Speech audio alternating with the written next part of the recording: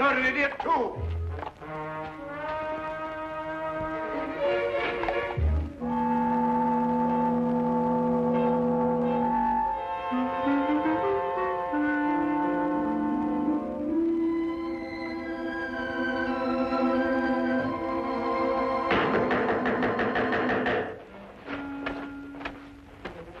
Did you hear that?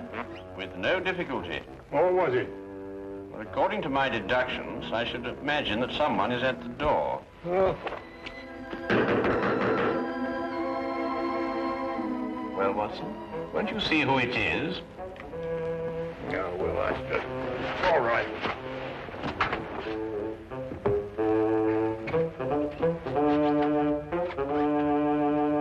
How do you do? Out of my way, imbecile. Ah, here you are. A most accurate observation. Don't fool with me, sir. I'll wrap this stick around your head. I beg your pardon. Do you know who you're talking to? I most certainly do. An idiot, a liar, and a blackguard. That's who I'm talking to. Would you care for a cup of tea? Never mind the cup of tea. Just give me my £100. Now, look here. Now you've gone too far. Who are you? Yes. Why don't you introduce yourself? Introduce? Mr. Holmes, what tomfoolery is this now? You know my name, sir. I wish I were equally informed as to yours. Do you mean to sit there and pretend you don't know who I am? I not only do not know who you are, sir, but I think I prefer it. Quite. But this is impossible. Oh, you're pulling my leg? Mr. Sherlock Holmes is not in the habit of pulling the legs of elderly gentlemen. Oh, enough of this nonsense. I talked to you here in these very rooms only last week. Oh, indeed? And what did we talk about? You know very well what we talked about. I informed you that several attempts have been made on the vault of my home. I asked your advice concerning a safer place for the family jewels, securities, and other valuables. Oh? And what was my advice? Don't you remember? You said that thieves never look in the obvious places for valuables. They only look in the places that are not obvious. Therefore, I should put my precious things in an obvious place, which would then become inobvious. Or some such drivel. Anyway, I took your word for it, and you charged me £100, too. Did I? I take it the advice was not very effective. Effective? My dear sir, not more than an hour ago, the biscuit jar was ransacked. Completely ransacked. Biscuit jar? I offer you my full sympathies, Mr. Sir Arthur Treadley. Oh, Sir Arthur. However, the loss of your valuables represents only one crime in this pattern. What do you mean? The first crime committed was a very clever impersonation of myself. For last week, when we presumably were holding our rather unusual discussion, I was in Brighton with Dr. Watson. Yes, we had sort of a holiday. Gone the entire week. Very enjoyable, eh? Are you certain? There can be no doubt, sir. Then I talked to An imposter. But he looked exactly like you. It's interesting, eh, Watson? What did I look like? You were in Brighton. We both were. Well, this is the most amazing. It certainly is, sir. I hardly relish the thought of a stranger wearing my slippers and smoking my pipe. Not to mention the fact that he's traded on your name to achieve his own illegal ends. Well, I see that I can hardly blame you, but still, something should be done about it. Something shall be done about it, sir. This imposter must be apprehended. You should report the matter to the police. Oh, no, I think you can trust Sherlock Holmes. This Sherlock Holmes. Good. Here's my card, sir. Please contact me as soon as you've uncovered the scoundrel. I should very much like to meet him face to face. Exactly my wish, sir. Good day, then, gentlemen.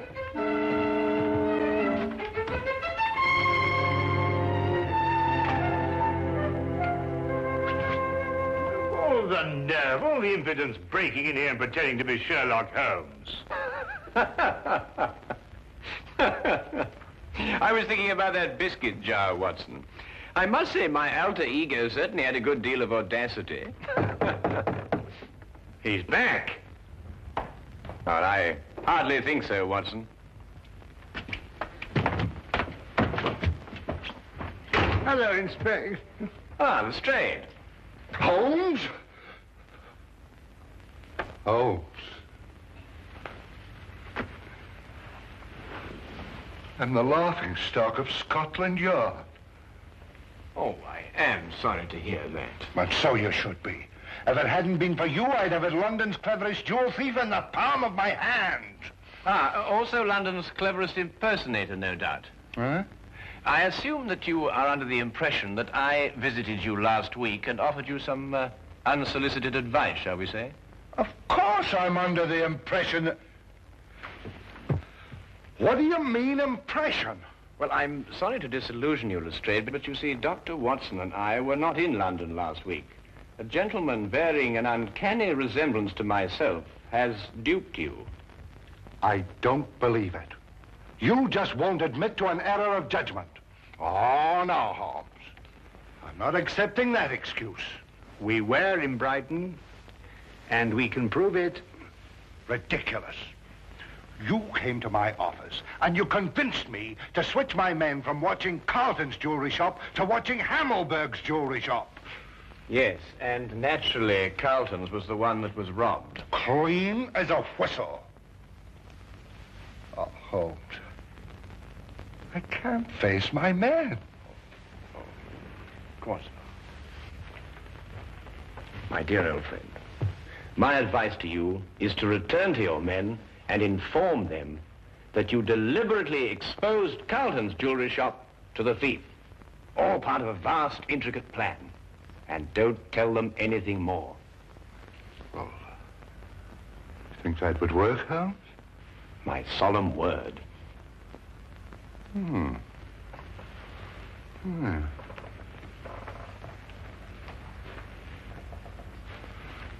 do that, Holmes.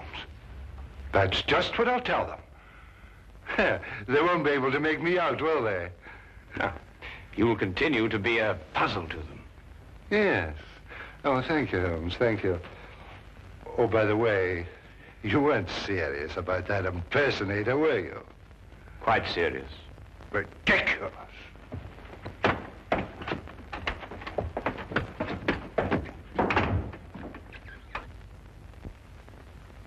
Holmes, this is getting worse and worse every minute. I dread to hear another knock on the door. Well, I think our man was busy enough for 1 week, don't you, Watson? Well, I hope so. Well, what are we going to do now? Well, to catch an impersonator, it may be necessary to bait the trap with a piece of imitation cheese. What? I say, Holmes, must we continue with this ridiculous act? Absolutely essential. Well, I don't feel very dignified. Dignity is not the issue, Watson. It is justice and revenge. How long do we go on for? Well, until the right man calls on us. Look here, we've already seen dozens of diplomats and reporters. Are you sure none of them was the right man? Quite sure, Watson. But I have every confidence our man will call on us before very long. Sooner or later, he must see for himself the fabulous Maharaja of Gandor. And to say nothing of the Maharaja's fortune in jewels. Well, I wish I was still plain Dr. Watson. Mr. Hadley Bellingbrook of the London Weekly News desires an audience with the Maharaja. Very well, ask him to wait for a moment. That's all right, Watson.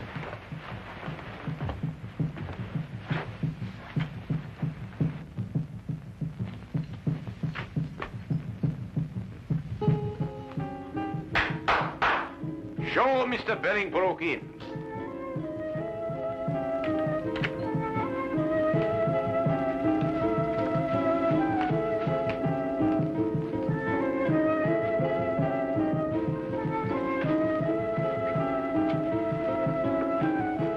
I am Afan Turman, the Grand Vizier to the Maharaja.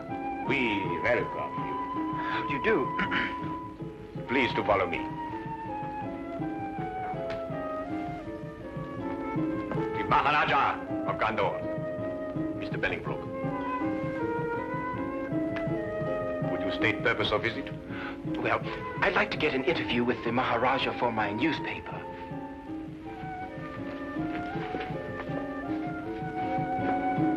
Pundri Hai, Iskla, Karibalahira. We grant interview. First question, please. Well, actually, I wanted to do what we in London call a feature story. Naturally, I know that every newspaper has already covered the fact that the Maharaja is honoring us with a visit. I thought, therefore, that we might have, well, just sort of an informal chat. Very interesting. Very interesting. We grant an informal chat. Thank you. Your Highness, the population of London has heard a great deal about your jewels. I wonder, would you tell me what their value is? You may say for publication that the Maharaja's jewels are worth well in excess of £500,000. I see. And would the Maharaja consent to reveal to us just how he protects such a vast fortune? The Maharaja retains 30 men whose sole task it is to guard the vast wealth. Very interesting. Yes, but it is not the fear of theft that disturbs the Maharaja. Oh?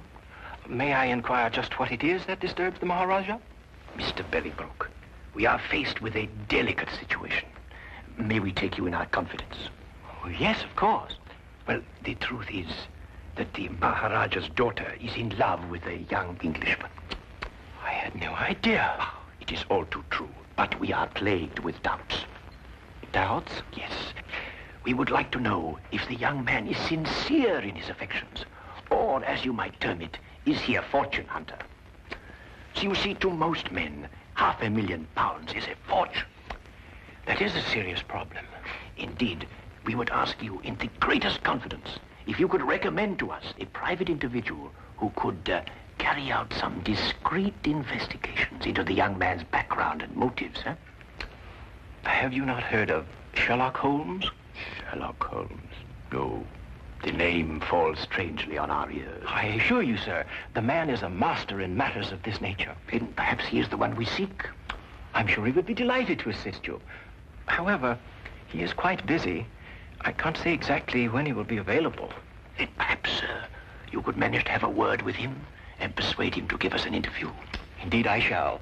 I will inform you the moment that he's in a position to accept the Maharaja's problem. We will be present when the time comes. You have been of great assistance. Already you have lightened the royal burden. You will find Mr. Holmes most helpful. There is no secret, however intimate its nature, that you cannot entrust to him. Oh, indeed, indeed. As we say in our country, a wise man is a quiet man. Oh, most true. And now, may I ask the Maharaja another question? No, please, please. The Maharaja is fatigued with the interview. The Maharaja bids you good day. Oh, yes, yes, of course. Your visit has been most pleasing to us.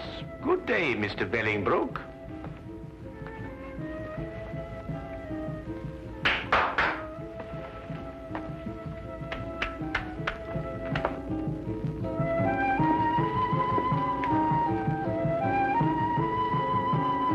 May I speak now? Certainly, Watson. What would you like to say? Eh? Oh, no, nothing really. Oh. Look here, Holmes. Why did you tell that fantastic story, something about a daughter and an Englishman? Well, you're aware, of course, that Mr. Bolingbroke was not a member of the press. Oh? Seemed legitimate enough to me. Hardly. You see, there were no signs of the true journalist about him. The seat of his trouser was not shiny from constant application to a chair, nor were the elbows of his coat shiny from constant application to a desk. Yeah? His spectacles were mere props being made of plain glass. Plain glass? Good Lord, how did you determine that? Well, Mr. Bolingbroke is nearsighted. It was quite evident from the manner in which he took those notes that the glasses were no use to him whatsoever. Oh, I see. All right, then, granted Bolingbroke isn't Bolingbroke. Well, who is he? I mean, he doesn't look very like you, does he? Well, that's true, Watson. I think we shall learn more about our mysterious friend when he arranges that interview for me with Sherlock Holmes. Yes, I believe he resides at 221B Baker Street. A charming man, too, from what they say.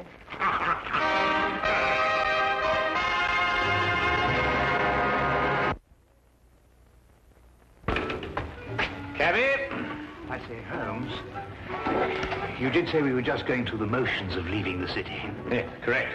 But, well, hey, where are we actually going? Well, straight back to our rooms at the hotel, where you will get out of your clothes and resume your instant characterization of the Maharaja of Gandor.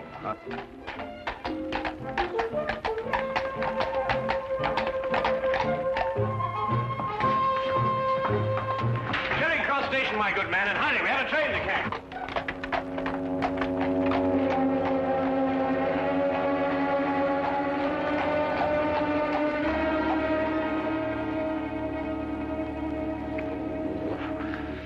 I wish they wore bowlers. Yeah, let me help you. Mr. Bellingbrook has arrived. Ah, show him in.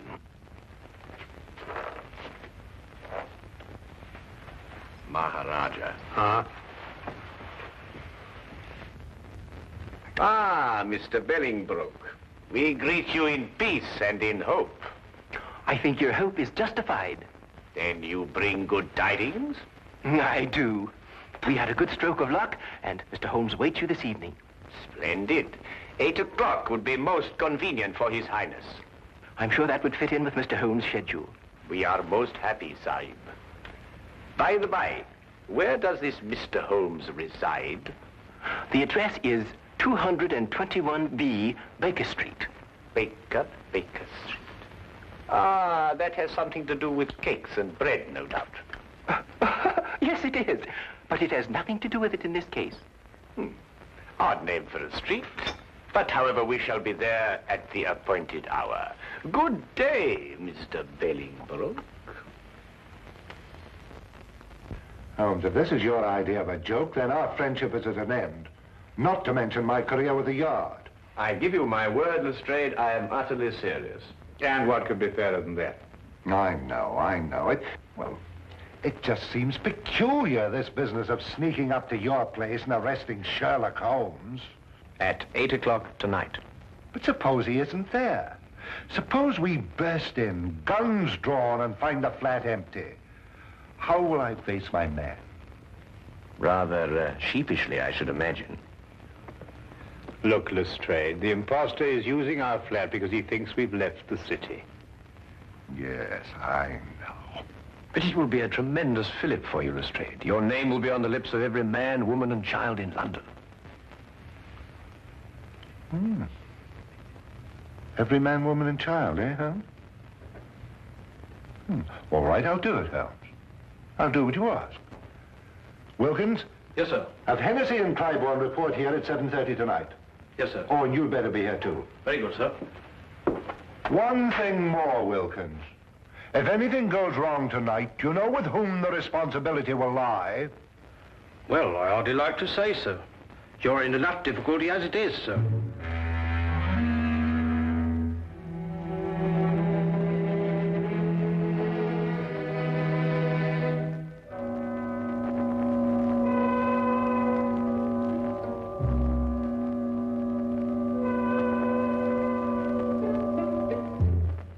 It will be necessary to surprise our unwelcome guest. Of course. I suggest, therefore, that we gather one by one in the hallway of the house. Watson, you stroll by first and then duck in. Right. Next Lestrade, then Wilkins, and finally myself. What about Clybourne and Hennessy? Hennessy, you ought to go around the corner and station yourself at the back of the house. And mind, keep a good lookout. And Clybourne, you remain here and watch the front of the house. Now, is everything understood? Good. Then let's be off.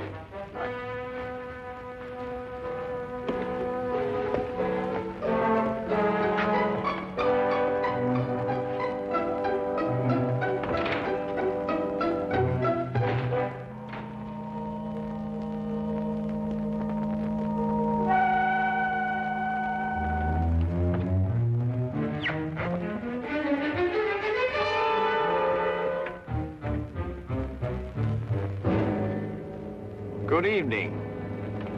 Very good. I must say the resemblance is quite remarkable. It is remarkable, but I should have known better than attempt to deceive you, Mr. Holmes. My error. I think you'd better come along quietly. I have no other choice, have I? You quite outnumber me.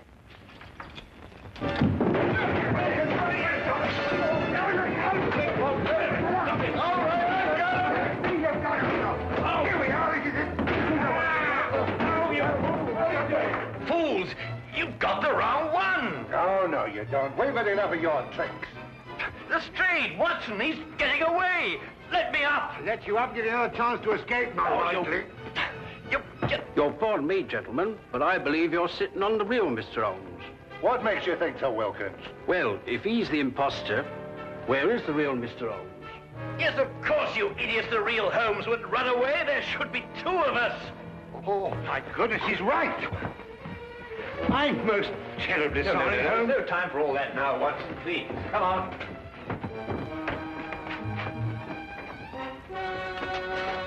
Mr. Holmes, what is it? Have you seen the imposter? No, sir. He got away. Look down the street. Hurry, man.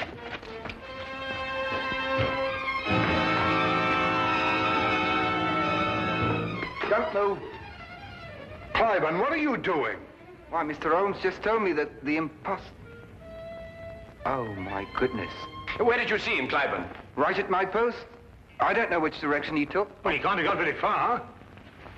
Yeah, what's that, Watson? Why, it's Putty. Mr. Holmes, Alfred. how did you get here so quick? Alfred, where was I when you last saw me? Right, down the street quite a way. And which direction was I going? Don't you know, sir? No, that's why I'm asking you. Tell me quickly. Why, it looked like you was cutting over the red line. Thank you, Alfred, for your assistance. I said hello, but you acted like you didn't even know me.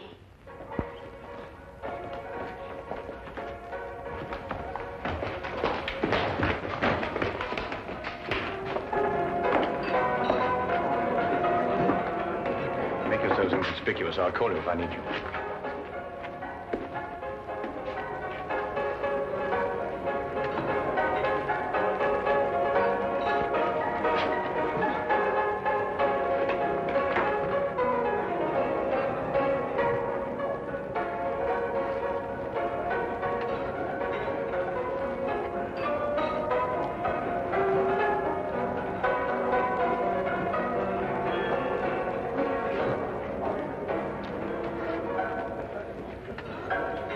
Meet again, Mr. Billingbroke.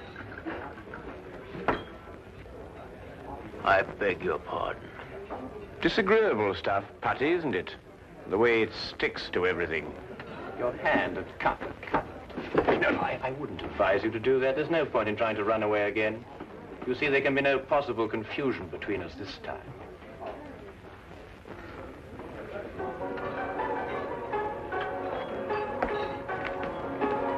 Here he is, Lestrade.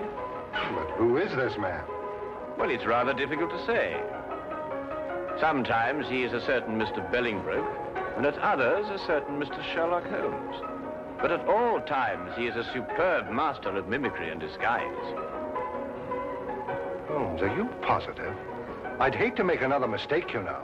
Have no fear, Lestrade. You will discover on his person the putty with which he remodels the features of his face. And you may also undoubtedly discover that at one time or another, he was a more than competent actor.